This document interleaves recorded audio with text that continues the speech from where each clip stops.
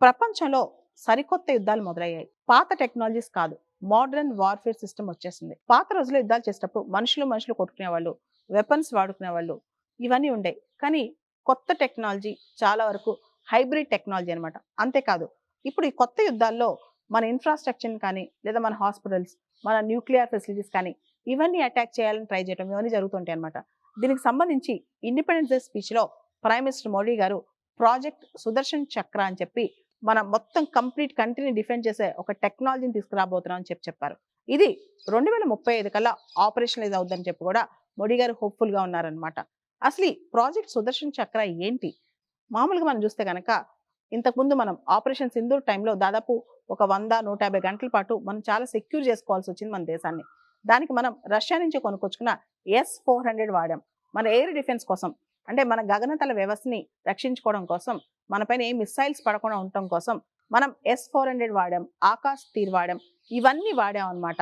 అలానే ప్రపంచవ్యాప్తంగా మనం చూస్తే అమెరికాలోని డొనాల్డ్ ట్రంప్ ప్రభుత్వం గోల్డ్ డోమ్ ప్రాజెక్ట్ స్టార్ట్ చేసింది. అన్నిటికన్నా అడ్వాన్స్డ్ ప్రాజెక్ట్ అన్నమాట అది. తర్వాత ఇజ్రాయెల్ ఐరన్ డోమ్ ఉంది, డేవిడ్ స్లింగ్ ఉంది, యారో ఉంది.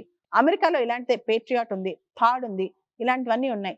ఇండియా ఇప్పుడు రష్యా నుంచి కొనుక్కొచ్చుకున్న S-400 వాడింది. స్వదేశీయంగా మనం తయారు చేసుకున్న ఆకాశ్ తీర్ వాడింది. కానీ ఇది సరిపోదు. ఎందుకంటే కొత్త అటాక్స్ ఏదైతే వస్తాయో, కొత్త అటాక్స్ ఏవైతే రాబోతాయో అవన్నీ కూడా హైబ్రిడ్ వార్‌ఫేర్ అటాక్స్ అయి ఉంటాయన్నమాట. అంటే మన సివిలియన్ ఇన్‌స్టాలేషన్స్ కానీ, మన హాస్పిటల్స్ కానీ, లేదా మన డిజిటల్ ఇన్‌ఫ్రాస్ట్రక్చర్ మేజర్‌గా సైబర్ అటాక్స్‌ని తట్టుకునేందుకు. కొత్త అటాక్స్ ఏదైతే ఉంటాయో అవి సైబర్ అటాక్స్ అవుతాయన్నమాట. సో వీటన్నిటికీ ఒక కాంప్రిహెన్సివ్‌గా పూర్తి స్థాయిలో మనకొక రక్షణ కవచం కావాలి. అదే సుదర్శన్ చక్ర అన్నమాట. శ్రీకృష్ణుడి సుదర్శన్ చక్ర లాగా దాంతో ఇన్‌స్పైర్ అయ్యి మనం ఒక రక్షణ కవచం తయారు చేసుకుంటున్నాం అన్నమాట. అదే సుదర్శన్ చక్ర. ఇది 2035 కల్లా రెడీ అవుద్దని చెప్పి ప్రధాని మోడీ గారు ఆశ వ్యక్తం చేశారు. అసలు ఈ సుదర్శన్ చక్ర అనే పేరు ఎక్కడి నుంచి వచ్చింది? శ్రీకృష్ణుడు సూర్య భగవానుడికి సుదర్శన్ చక్రాన్ని అడ్డంగా పెట్టి జయద్రుతుని చంపేందుకు అర్జునుడికి సపోర్ట్ చేశాడంట. అక్కడి నుంచి సుదర్శన్ చక్ర అనే పేరు వచ్చిందనమాట. మన దేశం ఈరోజు ఫంక్షన్ అవుతుందంటే సివిలియన్ ఇన్‌ఫ్రాస్ట్రక్చర్ అనేది చాలా కీలకం అనమాట. మొబైల్ టవర్స్ కావచ్చు, హాస్పిటల్స్ కావచ్చు, లేకపోతే ఎలక్ట్రిసిటీ గ్రిడ్స్ కావచ్చు. ఇవి ఈ మధ్య చాలా పెద్ద పెద్ద టెక్నాలజీస్ కూడా మొత్తం సైబర్ టెక్నాలజీతో రన్ అవుతున్నాయి. వీటిలో దేన్ని కొల్లగొట్టినా దేశ ఫంక్షన్ ఆగిపోద్ది.